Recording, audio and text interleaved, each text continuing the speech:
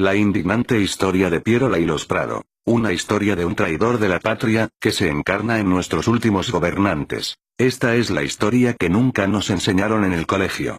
Por conveniencia de los gobiernos traidores, corruptos y vendepatrias. Durante el gobierno de Prado, se corría un estribillo que decía, este jabón lava, pero nunca sacará la mancha. Y todo aquel que lo decía o escribía terminaba en la cárcel. No olvidemos nuestra historia, peruanos. El rol de Nicolás de Pierola en la historia del Perú. Seguramente Nicolás de Pierola debe ser uno de los personajes que más daño ha causado al Perú.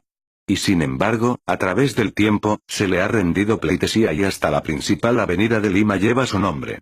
En las escuelas y colegios del país nunca se narró la historia verdadera de este político que le tocó ser una figura preponderante en los funestos años de la Guerra del Pacífico. Por el contrario, se le menciona como a patriota que dio todo de sí, por su patria. Ni los conocidos historiadores, Jorge Basadre, Pons Muso, ni otro, se atrevieron a escribir la verdad sobre Pierola. Y no porque no supieran cuál era lo cierto, sino por el temor que casi siempre han tenido estos intelectuales a las clases dominantes y de poder en el Perú. Además sabían que pasando por encima de monstruosas verdades, podrían sus libros ser aceptados por el Ministerio de Educación del Perú y por otro lado serían reconocidos como hombres ilustres. Por ejemplo, nadie dijo que en realidad la guerra del 79 no fue con Chile, sino que fue con un país poderoso, ese país era Inglaterra. La primera potencia del mundo en esos años, que usó a Chile como instrumento para arrebatarle a Perú y Bolivia las riquezas que guardaban su suelo, riquezas que como era natural fueron a parar a las empresas inglesas después. Como una muestra de esto, puedo señalar que Chile, por la adquisición de sus blindados Cochrane y Blanco Encalada, no pagó ni un solo peso a Inglaterra que los construyó. Sin embargo, es importante que la historia real se vaya abriendo campo. Porque como es sabido, solo los pueblos que conocen y respetan su historia pueden aspirar a un futuro mejor. Para no explayarnos en este tema, nos centraremos en una parte de la historia. Era el mes de noviembre del 1879, ya el Perú había perdido el Huáscar en Angamos. Y solo le quedaba un débil barco de guerra que era la corbeta Unión. El gobierno de Mariano Ignacio Prado resolvió hacer una colecta nacional para comprar 2 blindados que podían significar la salvación de la República. Esta se llevó a cabo el último domingo de ese mes de noviembre y cuentan los que vivieron por esos tiempos, que todo el Perú acudió a ese llamado, desde las esferas acaudaladas, hasta los más pobres, las mujeres entregaron sus joyas y los niños sus alcancías. Por los mismos días llegaba al Callao desde Santiago de Chile, Nicolás de Pierola, país donde se encontraba exiliado y con el amparo de la burguesía chilena que tenía el poder en esa nación. Apenas desembarcó, empezó a conspirar en la oscuridad contra el gobierno, cosa que era costumbre en él.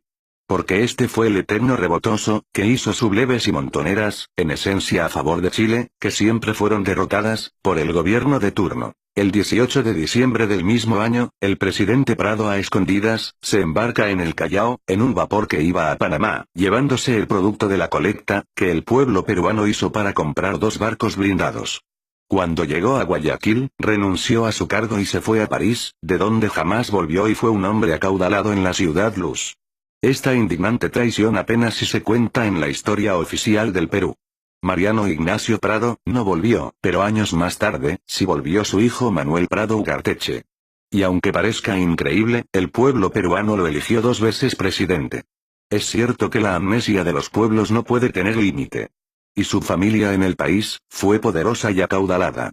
Ostentando lujos y osadía y todo eso con el dinero de hombres y mujeres, de niños y ancianos que se desprendieron de lo que tenían, porque pensaron que así se salvaría la patria. La huida de Prado, significó el momento preciso que buscaba Pierola para hacerse del poder y así, al frente de una montonera, entró en Lima, para derrocar al gobierno que estaba a cargo del vicepresidente, General Lapuerta. Hombre entrado en años y de poco carácter, que no opuso mayor resistencia. Además las tropas acantonadas en Lima, a través de sus jefes anunciaron que no se batirían contra peruanos en un momento tan difícil para el Perú. Por lo que aceptaban el gobierno de Pierola, para no causar más males a la nación. Apenas Pierola tomó las riendas del país, empezó un monstruoso plan contra su propio país, el Perú. Este hombre conocido como vanidoso, engreído y egocentrista, comenzó a dar los pasos para hundir a nuestro Perú. Está claro que todo lo que hizo, fue cumpliendo consignas de sus amos chilenos, de quien él fue, siempre un especial huésped. Lo primero que hizo, fue cortar todo apoyo y abastecimiento al ejército del sur, acantonado en Tacna. Sitio donde se llevaría la segunda etapa de la guerra con Chile. Al mando del ejército del sur o de Tacna, como también se le llamaba, estaba el contraalmirante Lizardo Montero, hombre que había combatido y derrotado a Pierola años antes en uno de los muchos levantamientos que éste inició. Por lo tanto lo tenía como enemigo político y sentía celos de él, porque si tenía éxito en la campaña del sur, podría ser bien visto por el pueblo peruano, y podría arrebatarle la presidencia. Pensando así, de esa forma tan mezquina, condenó a estas fuerzas peruanas al más absoluto abandono, en momentos en que se jugaba el destino del país. El pueblo limeño al notar esta actitud, por demás reprochable del dictador, salió a las calles en ruidosas manifestaciones, pidiendo que se envíe socorro a los defensores del sur, que sufrían por escasez de alimentos, armas, municiones, ropa y los refuerzos necesarios para enfrentar al fuerte y numeroso ejército chileno que empezaba a desembarcar en Hilo, en ese tiempo llamado Pacocha. En Lima había en ese momento 2 divisiones de 8.000 soldados cada una, que había formado el general Lacotera, por orden del gobierno anterior y que permanecían inmóviles en sus cuarteles. Pierola, para callar las protestas, ordenó enviar un cargamento secreto hacia Arica en la corbeta Unión, así fueron embarcadas con mucha fanfarrea y teatro un cargamento, en el que se suponía iba la salvación del ejército del sur. La misión era muy difícil, porque el puerto de Arica estaba bloqueado por la escuadra chilena. Manuel Villavicencio, marino hábil e inteligente, fue el encargado de llevar a la Unión a su destino. Corrían los últimos días del mes de febrero de 1880. La Unión se acercó al puerto de Arica en la madrugada del 26 de ese mes, y empleando buenos movimientos pasó en la oscuridad entre los buques chilenos, y ancló en el muelle del puerto peruano e inmediatamente inició la labor de descarga, sin ocuparse de contestar al cañoneo de la flota del país del sur. El Huáscar, que ya estaba al servicio de la escuadra chilena, intentó espolonear a la Unión. Pero un certero cañonazo de una batería de tierra paró esa intención y además, causó la muerte de su comandante, de apellido Thompson. A las 4 de la tarde, la faena había terminado, y sin perder tiempo y aun cuando el sol no se perdía en el horizonte, la Unión, con una hábil maniobra logra romper el cerco de la poderosa escuadra chilena, en medio de las hurras peruanas del muelle, del asombro de los marinos chilenos y el aplauso y admiración de los barcos neutrales, que en señal de saludo lanzaron al aire sus sirenas. La Unión llegó al Callao, sana y salva. Pasada la euforía, los peruanos en Arica comenzaron a desempacar el cargamento que vino en cajas cerradas, y se dieron con la triste sorpresa de que solo les habían enviado montones de tela blanca y 2 ametralladoras malogradas e inservibles. Pierola se había burlado de ellos y del pueblo peruano en la forma más cruel que se le pudo ocurrir. Este hecho, que había levantado la moral peruana en un principio, significó un terrible golpe al ánimo de los defensores del Perú. Respecto a esto, el historiador chileno Vicuña Maquena dice: este hecho trajo desazón en los espíritus entre la oficialidad y tropas peruanas.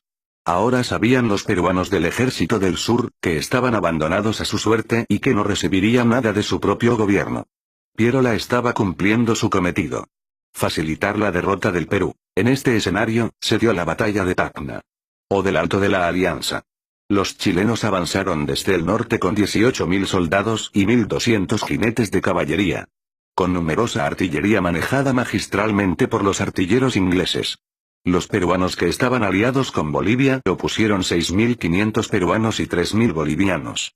Sin caballería y con 12 piezas de artillería. El llamado ejército de Arequipa, que había salido de Arequipa hacía 2 meses antes, al mando del coronel Leiva, con 2.000 soldados, para unirse al ejército de Tacna, jamás llegó. Avanzó tan lentamente que el día 26 de mayo, día de la batalla, se encontraba en Mirave, a 130 kilómetros de Tacna, de donde regresó a Arequipa. Naturalmente este mal coronel no llegó a su destino por órdenes de Pierola, que era su amigo y coterráneo. Ambos eran de Arequipa. A pesar de la tremenda diferencia de fuerzas, el encuentro fue horriblemente parejo, sobresaliendo el batallón Cepita al mando de Cáceres.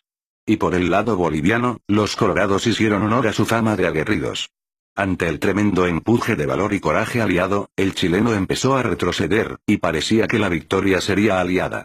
Los batallones chilenos retrocedían y estaban a punto de entrar en pánico, a pesar de que los oficiales de ese ejército sableaban a los que daban la espalda. Sobre este momento, Vicuña Maquena escribe: los batallones chilenos retrocedían, y parecía que iban a entrar en pánico. En ese momento la suerte de Chile pendía de un hilo.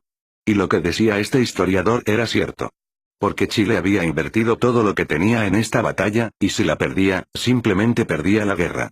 Porque les hubiera sido imposible volver a formar otro ejército. Pero fue en esas circunstancias que se detuvo el avance peruano. Lo que había sucedido era, que se habían agotado las municiones.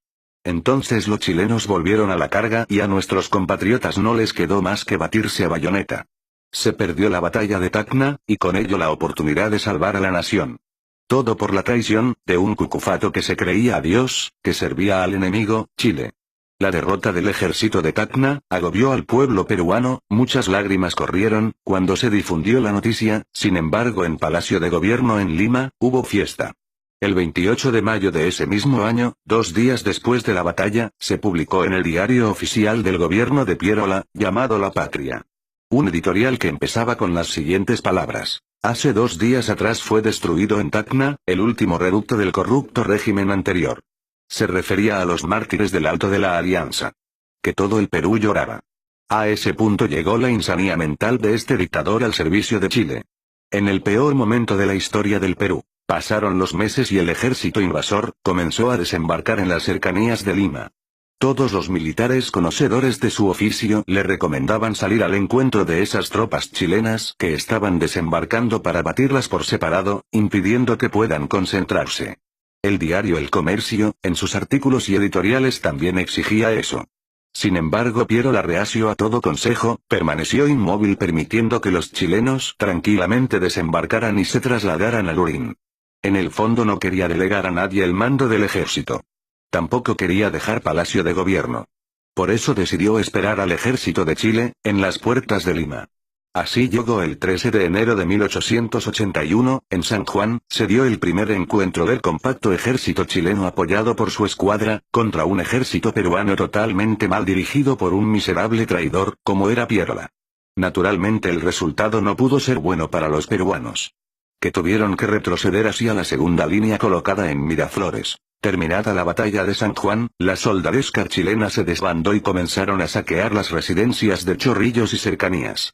Donde había muchas bodegas de vinos y otros licores. Productos que los soldados mapuchinos comenzaron a beber en forma desenfrenada, mientras reprendían fuego al pueblo. Preocupado el general Baquedano, comandante en jefe del ejército chileno, le pidió una tregua a Pierola, cosa que éste aceptó inmediatamente. Naturalmente que tenía que ser así, Pierola no podía permitir una debacle del ejército chileno. En la noche mientras el fuego consumía las casas y residencias y los chilenos se mataban entre sí, y otros dormían en las calles o deambulaban totalmente embriagados por el alcohol. Se presentó ante el dictador peruano, el coronel Cáceres. Para pedirle permiso, y atacar con su batallón de 2000 hombres, a los chilenos en la absoluta convicción que con esa acción terminaría con el ejército chileno que se hallaba desbandado y borracho y con ello se ganaría la guerra. Naturalmente Pierola le negó el permiso, aduciendo que le había dado su palabra al comandante chileno, de que no atacaría. Una prueba más de que este miserable, servía a Chile. Naturalmente, cuando ya a los chilenos se les pasó la borrachera, y se reagruparon, se olvidaron de la tregua y empezaron el ataque contra la segunda línea defensiva que estaba en Miraflores. Esto ocurrió a mediodía del día 15 de enero. Las mal distribuidas fuerzas peruanas, poco pudieron hacer, y a Pierola, el comandante en jefe, no se le vio dar ni una sola orden. Y cuando ya todo estaba consumado, se retiró del escenario hacia Lima. Y para no dejar inconclusa su obra contra la patria, Pierola ordenó a todos los soldados depositar sus armas en el cuartel Santa Catalina. Por esta acción, los chilenos cuando ocuparon Lima, encontraron 15.000 fusiles en el mencionado cuartel. Pierola después de haber dado esta última orden huyó a la sierra, pero después de algunos años volvió a la escena política. Y como es normal, el mal de ignorancia por una parte y amnesia por otra, de nuestro pueblo, fue hecho presidente nuevamente. Esta es la historia del accionar de Pierola, en la etapa de la guerra con Chile. Y sus actos de flagrante traición a la patria. Deberían haberlo sepultado bajo un montón de tierra. Sin embargo, su nombre figura en plazas, calles, clubes, billetes de moneda, y otros sitios que debieran estar reservados para hombres que honraron a la nación.